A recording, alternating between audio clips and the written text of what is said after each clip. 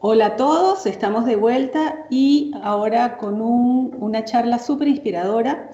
Para mí es un placer presentar a Otto Scharmer, profesor titular del Sloan School of Management y cofundador del Presencing Institute del MIT. Otto va a explorar junto con nosotros por qué debemos migrar a un sistema económico que genere bienestar y prosperidad para todos los seres humanos y los seres que no son humanos también, incluidas las generaciones actuales y futuras. ¿Y de qué manera logramos una conexión sistémica entre todas estas iniciativas? Otto además lidera el programa de MIT de Ideas para la Innovación Intersectorial y es autor de una serie de libros, entre ellos el de la teoría de la U, uno de mis favoritos, que trata con el tema de liderando desde el futuro emergente. Esta charla va a ser exclusivamente en inglés. Para quienes están dentro de la plataforma, tienen el botoncito para seleccionar la traducción. Así que sin más, ahora voy a pasar a inglés para darle la bienvenida a Otto. Otto, hello. Thank you so much for joining us today. It's such a pleasure to have you with us. We are ready for you to listen to your presentation. Thank you. Thank you so very much. It's a great honor to be a part of your conference, of your gathering, and what I would like to do over the next few minutes in my remarks is to share a little bit with you my own experience in working with leaders, working with organizations, in particular in dealing with challenges of disruptions. And then I'm looking forward to a conversation with you around that. And it has been said many times that we live in unprecedented times, and that we live in a moment of disruption, not only in industries, but also in society, and not only on a single country level, but really on a planetary scale. And that's regardless whether you're a leader of a business organization or whether you work in the leadership of public organizations or NGOs. That's the situation we all face. We face challenges of profound disruptions. And what does disruption really mean? Disruption means that, in a nutshell, that the future is going to be different from the past and the present state. And usually, if you look at this picture here, so there's a lot we know. If you picture ourselves in the current moment here on the left-hand side, there's a lot that we know about that. Then when it comes to the emerging future, right? The state of tomorrow, basically, that's usually what we know less about. And what we know least about is this: the journey from here to there, particularly if the emerging future is going to be significantly different from the status quo. And that's what I would like to talk about a little bit with you, and to share with you what can be learned and what does it take to really move from this side to the other side of the spectrum. And in a nutshell, what I'm going to share with you is what it takes is a journey which is a true leadership journey, which means it has both an outer side and an inner side. And the outer side has to do with going to the edges of your own system, looking at your own business, at your own organization, at your own sector, through the eyes from the people at the edges. And the inner journey has to do with this process of suspending our old habits of judgment, looking at reality through the perspective of other stakeholders, and then the process of letting go and letting come.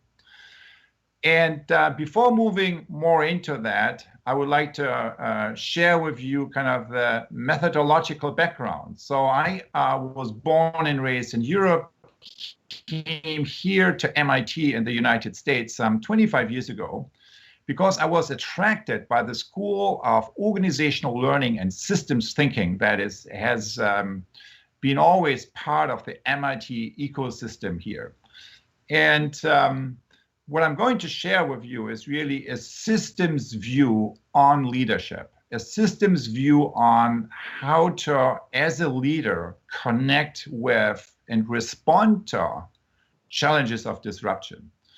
And from a systems view, so what does systems thinking really mean in a nutshell? If you really boil it down to just one distinction, it's this. Systems thinking means that it starts with a distinction between symptoms at the top, when you look at this iceberg model here, and the root issues beneath. The root issues, the deeper root issues that give rise to these symptoms. And what does leadership mean from a systems thinking view? Leadership means that you should not, as a leader, just react against these symptoms, right? The symptoms of the crisis. But as a leader, what you do is that you should, A, understand, and B, address these deeper root issues that are at play in the situation you are dealing with. So the specific, and when you look at these three words, structures, like policies, for example, right? Thought, that's this kind of paradigms of thought, the way we think, which gives rise to these structures. And then the deeper sources, the sources of creativity, sources of who we are, sources of our own energy. Those three words basically summarize the evolution of systems thinking over the past, I would say, 50 plus years, which move kind of from structures to the mental models, right? The paradigms of thought. And from there, in the past decade or two, to these deeper sources of profound innovation and change. So let me summarize this approach with 4 simple principles and sentences.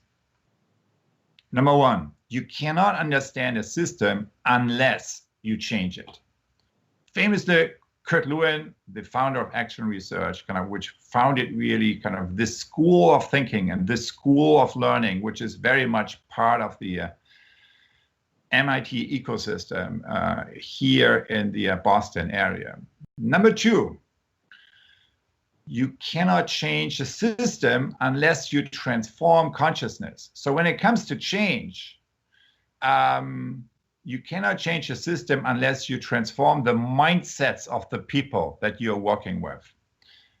So what this basically says is, when you go in your organization through a process of real change, you really need to address all 4 of these levels here, all 4 of them, from symptoms to structures to paradigms of thought to the deeper sources.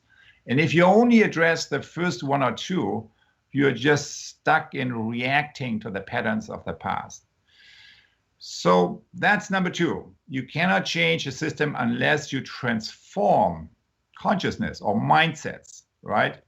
Because if you don't, if you just tinker around with some new processes, some new structures, but you do not change how people see and make sense of and think about the situation, then the same people will recreate the same problems that you had before.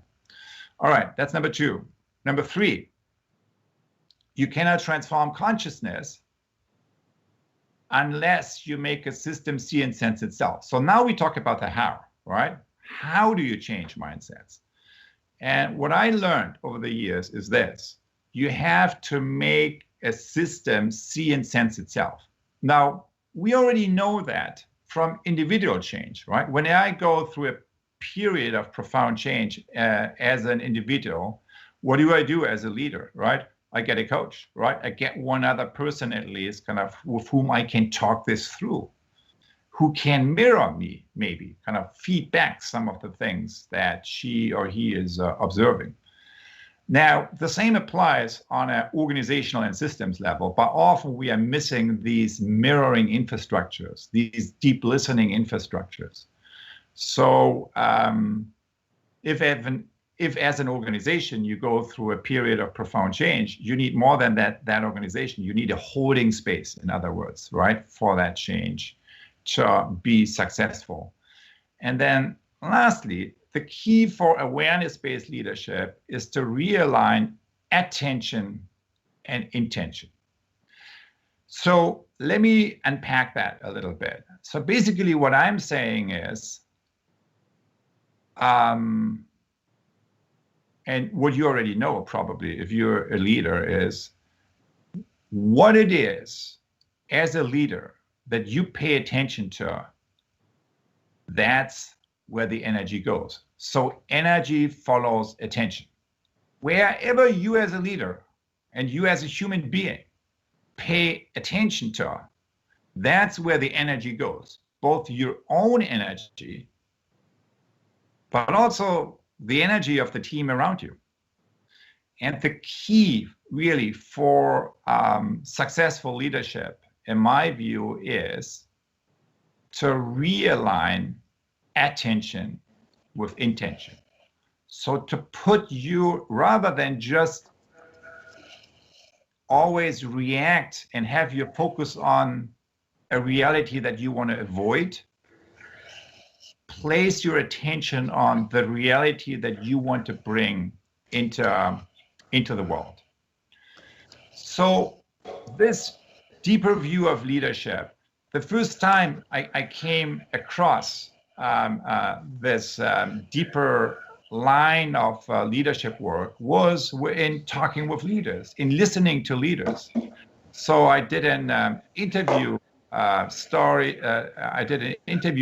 with 150 innovators in business and society and science, and asked them about their own journey of bringing profound innovation and change into the world. And here is how one of them, the late CEO of Hanover Insurance, summarized his many years of experience leading transformational change as a CEO. He said, "The success of an intervention depends on the interior condition of the intervener." So the success of what I do as a change maker, he says, depends on the inner place from that I operate. So in other words, what counts is not only what leaders and change makers do, not only how they do it, the process they apply, but the inner place from that they operate. And today, I would summarize this inner place with these three terms: accessing these three instruments of knowing, which is curiosity, compassion, and courage. Or, to use another word, open mind, open heart, open will. So the key really for responding to challenges of disruption is this: stop downloading, stop reenacting your patterns of action and thought, and pay attention to the situation in a more deeper way. And that's really kind of what the essence is of what we call the U process, or awareness-based systems change. Seeing with fresh eyes, which means suspending our old habits of judgment, and empathizing with the perspective of other stakeholders in your system, which means seeing the situation through their eyes, not just kind of from your silo view. And then this process of letting go and letting come, which means connecting with emerging future possibilities and then bringing them into the world.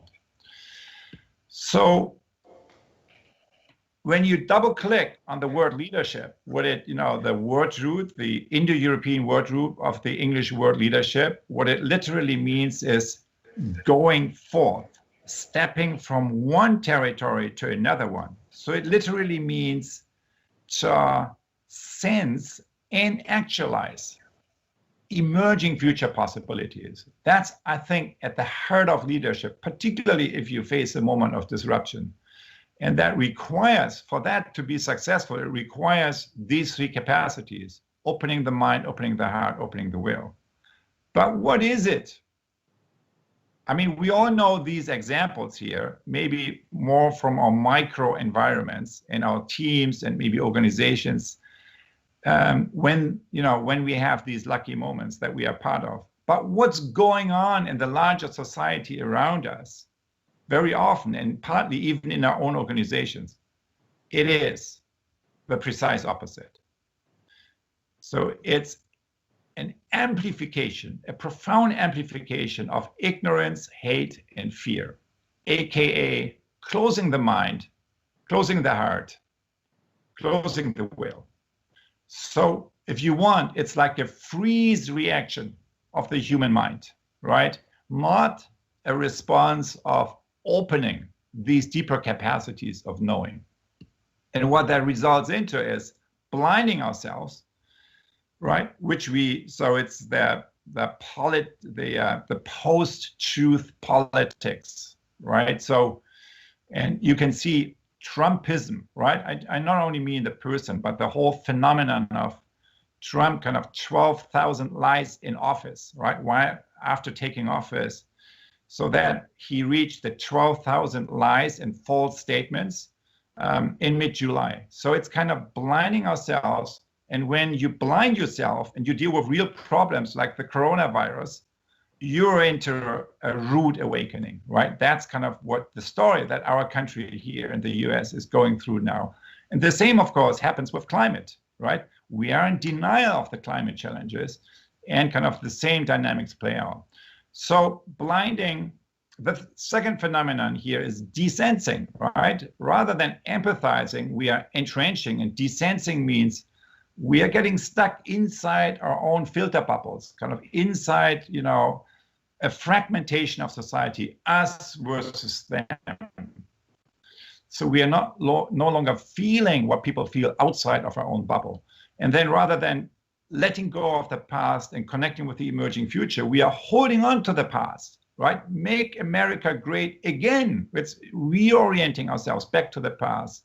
And we move into these patterns, patterns of manipulation, othering, blaming others, violence, and eventually self-destruction, which is what you see going on, right? When you, for example, look at the public life of the past 4 years here in the United States. Now, that's the world we live in, right? So why is that? So the past 4 years, this part of the equation has become a lot more powerful, but there's also a lot going on here. And it's also worth kind of paying attention to. But as a leader, we have to not only place our attention here, but also engage these realities. That's just the reality we are dealt with. And I want to suggest a perspective on that I hope will be helpful for you, which is I found it useful in terms of leadership to think about, this question: how do we really address this upper spectrum here, which is a big part of social dynamics that we see currently going on? And what I found is, what is really helpful is to think about that in terms of 3 blind spots of not seeing reality, which really leads to the question, can you listen? How can we begin to listen and see reality that maybe we have been unaware of before? Number 2, not feeling. I know something, but I'm not empathizing with that perspective. And that, of course, happens a lot the more our society is falling into parts, into sub-communities, in tribes that no longer talk with each other. And that is, calling for a leadership that really is sensing into the whole field. It's kind of where you not only see the larger ecosystem of stakeholders that you are dealing with, but you can sense how other members of your stakeholder system are feeling about and experiencing a situation. And then the third blind spot is not acting on what we see and maybe what we feel.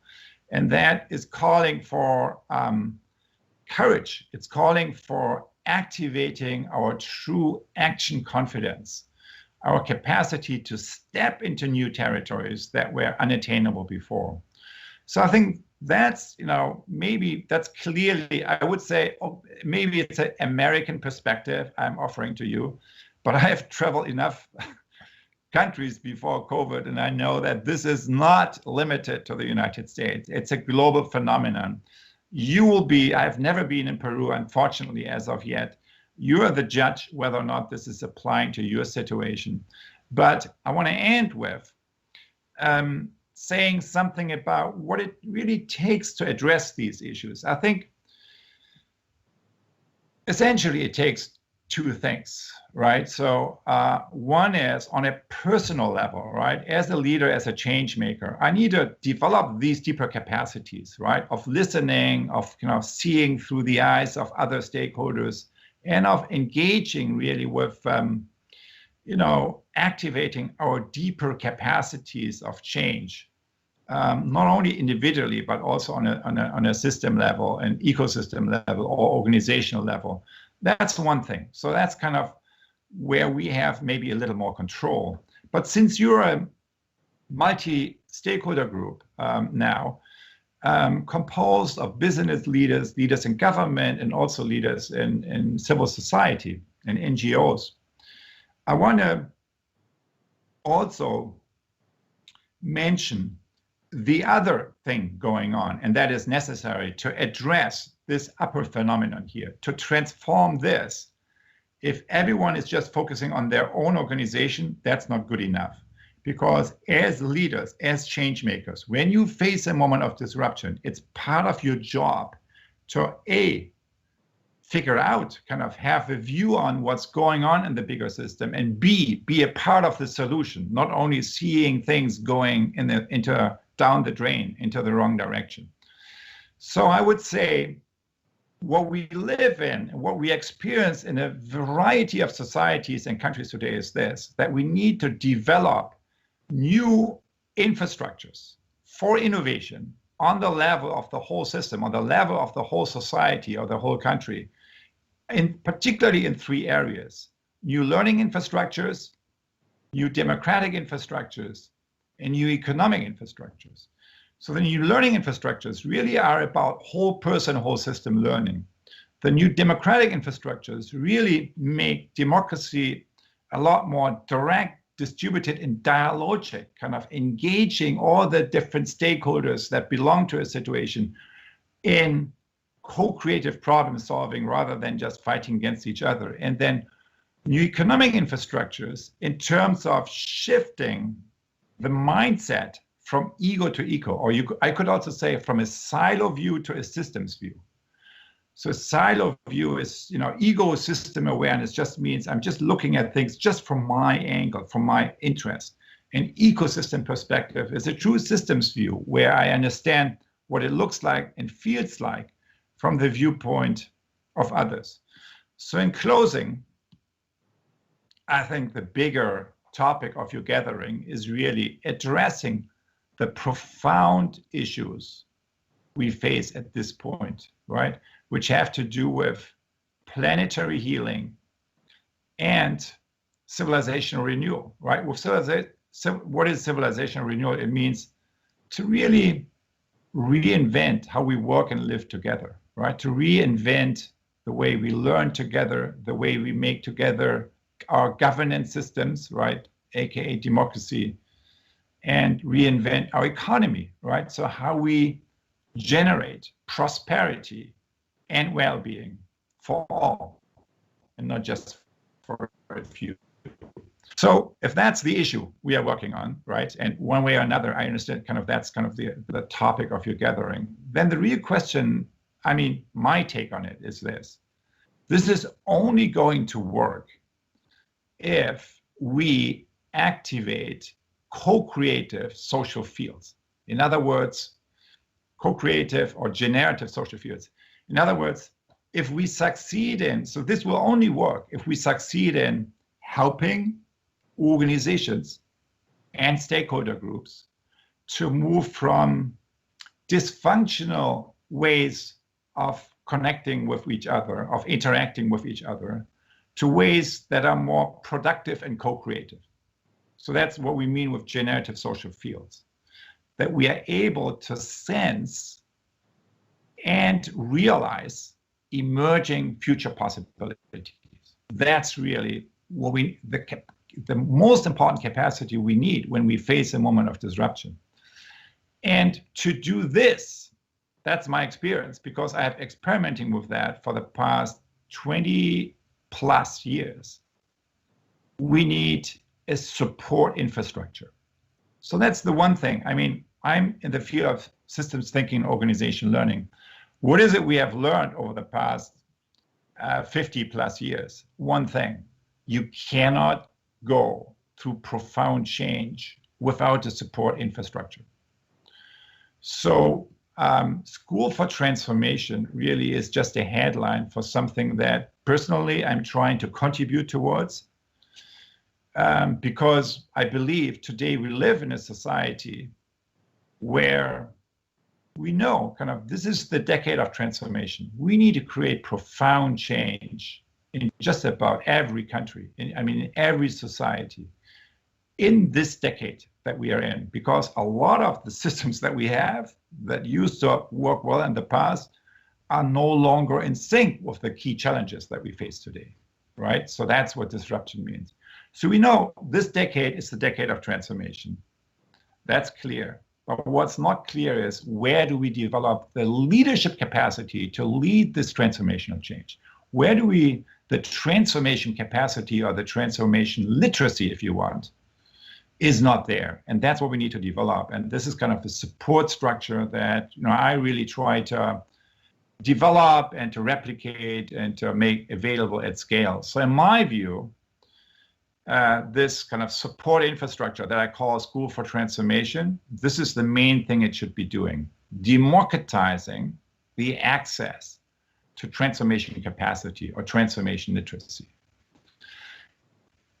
And because if the access to these methods and tools of awareness-based systems change, if that's only available to a few, then we will not be successful in going through these stories and episodes of profound change that we know, given the challenge that we face, we are called for now. So I think that's really the call for time. That's where I put my own focus. That's where I work from MIT to make that available. MIT as an institution that's committed to open source. That's also where we created a platform that allows kind of a free of charge replication of these methods and tools to make them broadly available, which is what I mean with democratizing access. So, but my question to you is, okay, so I shared with you this perspective.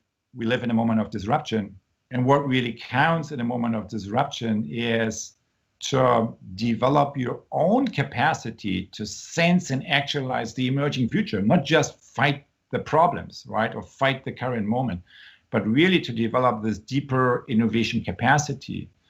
And to do that we need really a journey, right? An outer and an inner journey. And the inner journey, the outer journey has to do with going to the edges, and the inner and going to the places of most potential.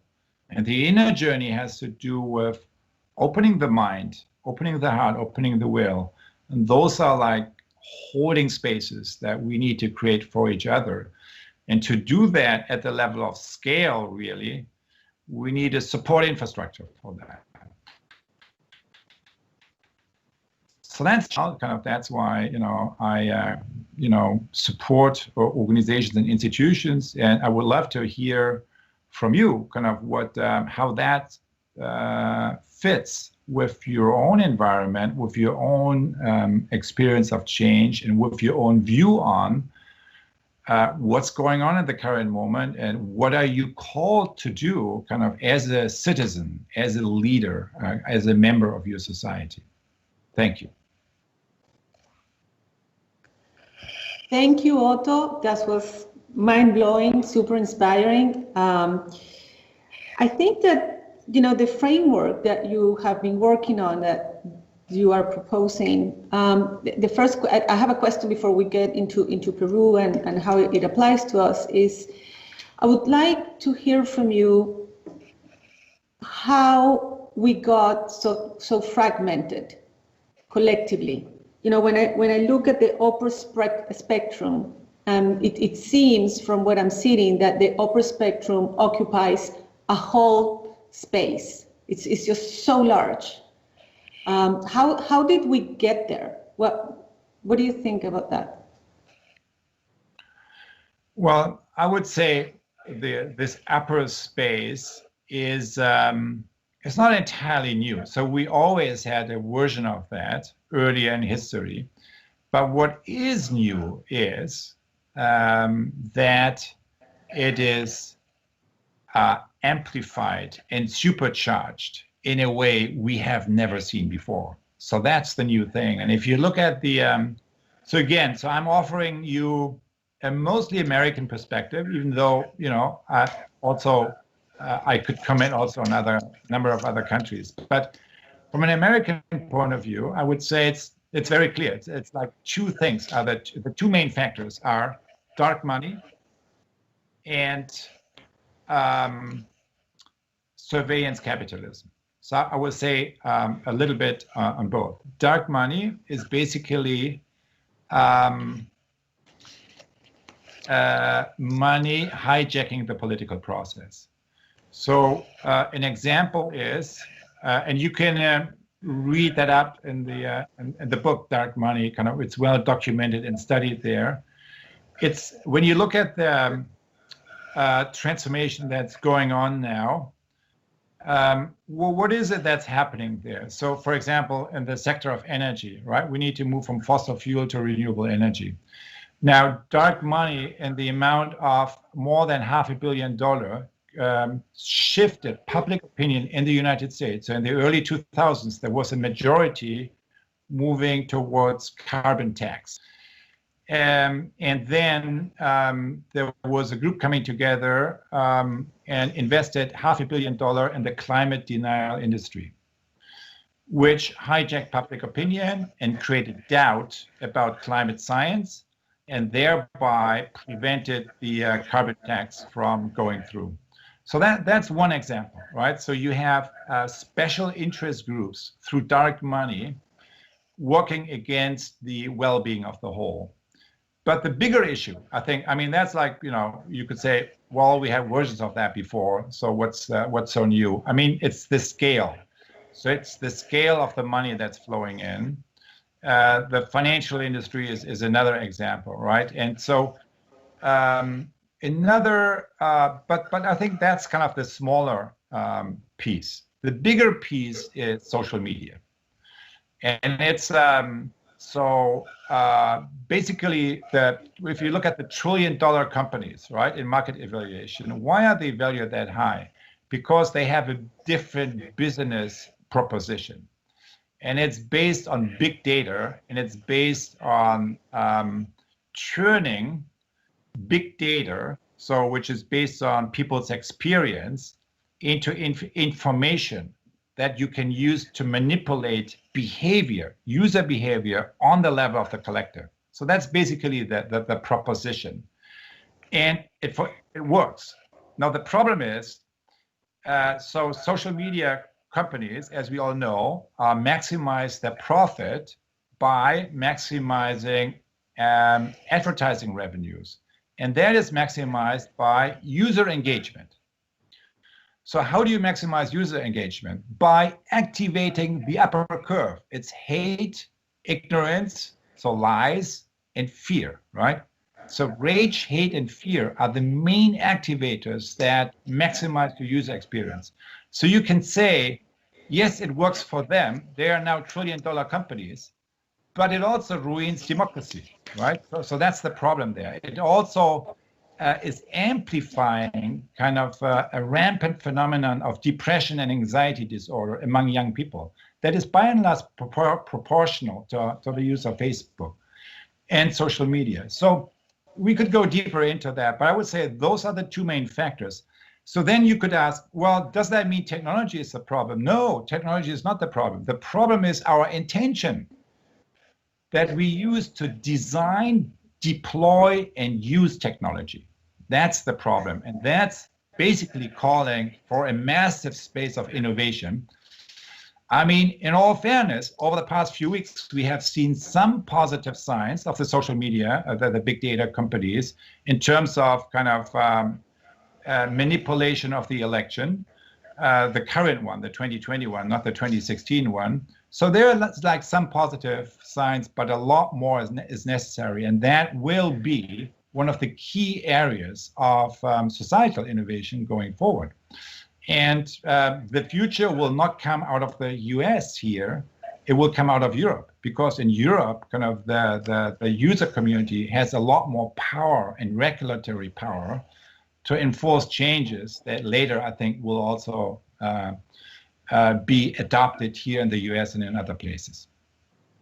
Okay, let me, in Peru, because of the pandemic, we have been understanding the problems that we always had, but they have just become a lot more visible.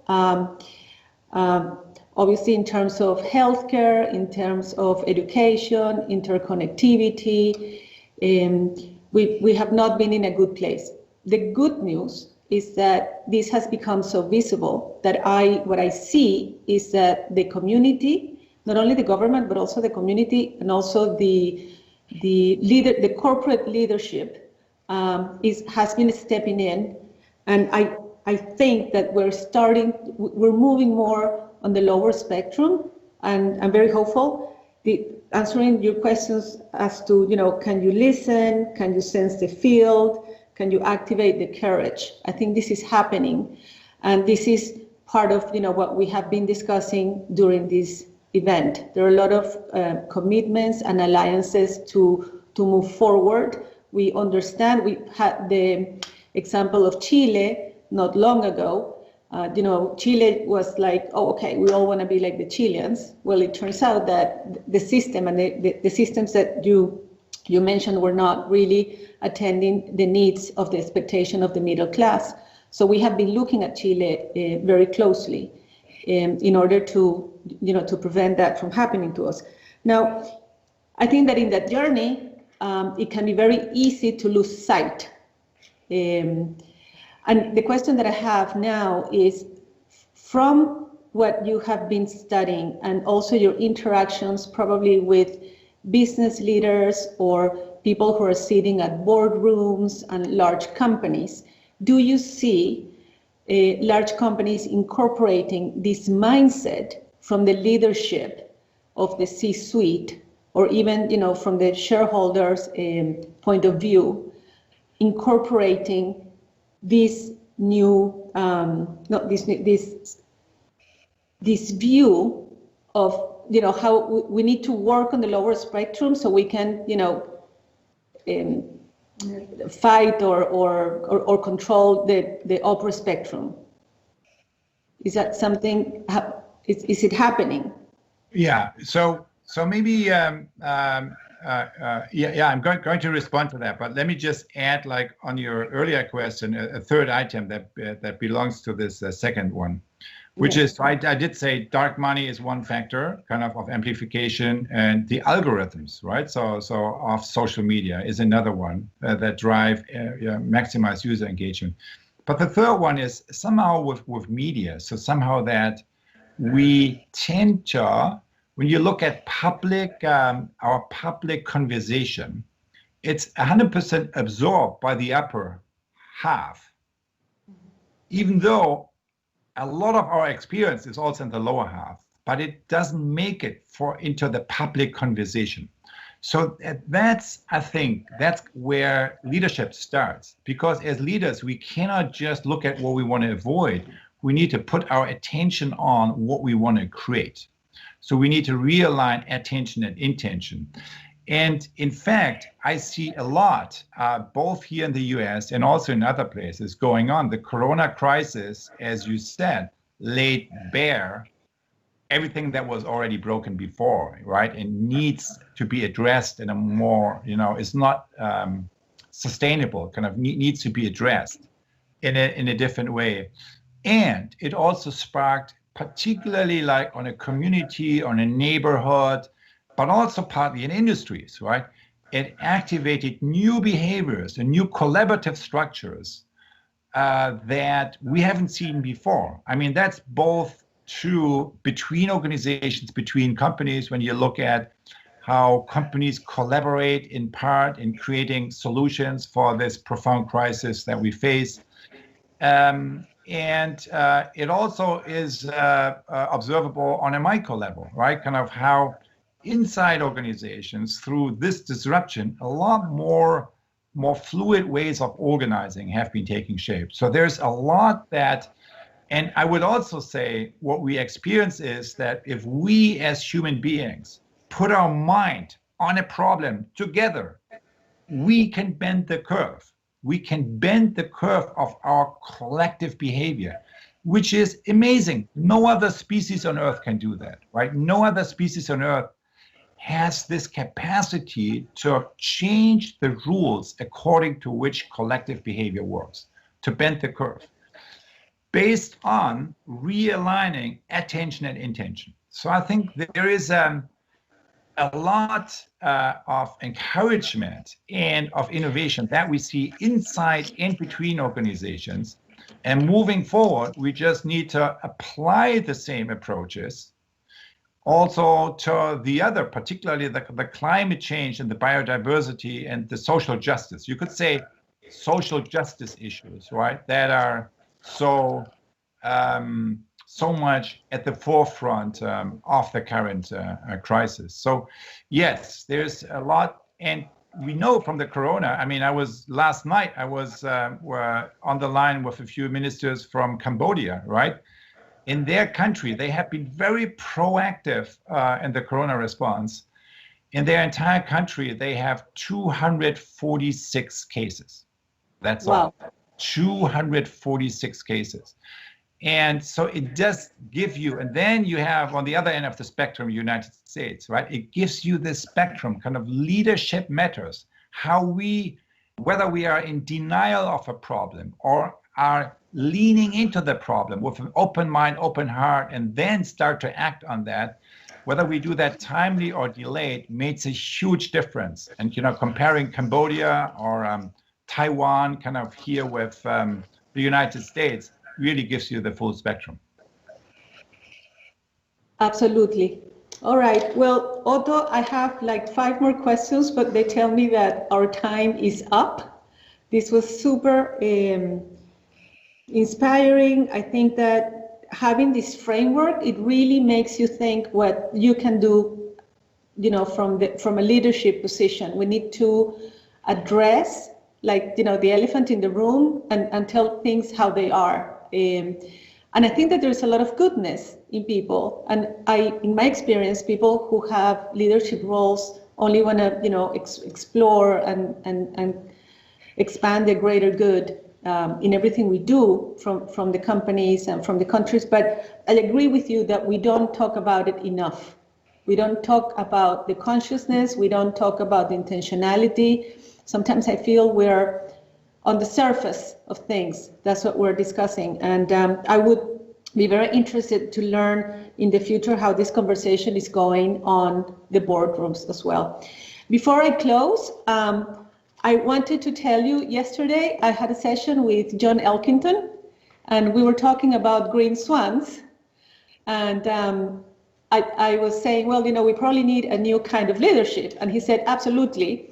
And just, the theory of you and what Otto Scharmer is doing is amazing. I told him that I was going to be talking to you today. And he said, please make sure to say hello to Otto. I'm a super big fan, and only with his mindset, we're going to be able to fly with green swans.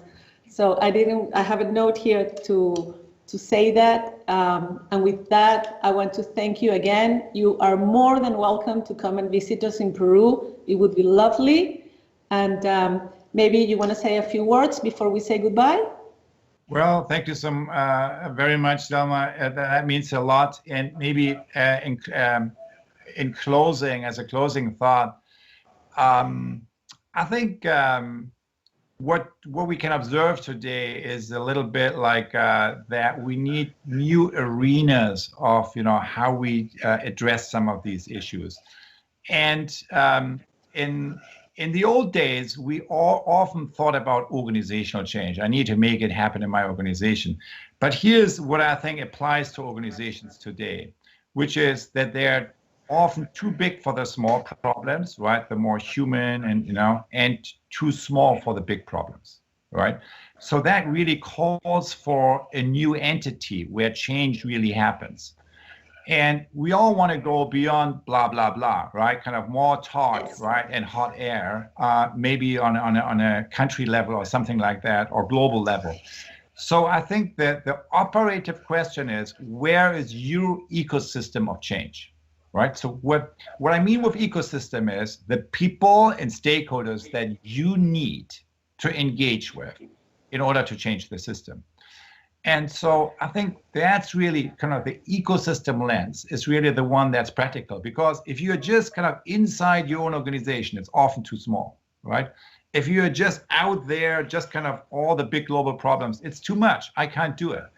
But so in between, there is kind of this ecosystem of change. So what is it for you, right? That's a question. And how can you engage maybe with some of these other stakeholders in a way that is different than you did in the past? And really look at the bigger issue together and make sense and figure out how you can maybe develop new patterns and strategies and ways of operating. So that would be maybe my closing thoughts, because both on an organizational level and also on the nation state level, we know they suffer the same problem, right? Which is too big for the small problems, too small for the big problems. But with an ecosystem approach, we can make it work. Thank you so much, and I wish you a wonderful continuation of the process. Thank you, Otto, and I look forward to reading your next books and listening to your theory. Thank you so much. Say hello to your wife, who was helping us today to set you up. And have a good one. Have a great week, a great weekend. Thank you. Thank you. Same to you. Bueno, y ahora vamos a pasar al próximo bloque. Con eso cerramos. Espero que hayan disfrutado al amigo Otto. Yo ciertamente lo disfruté un montón. No me sacaron, ¿no? I am out.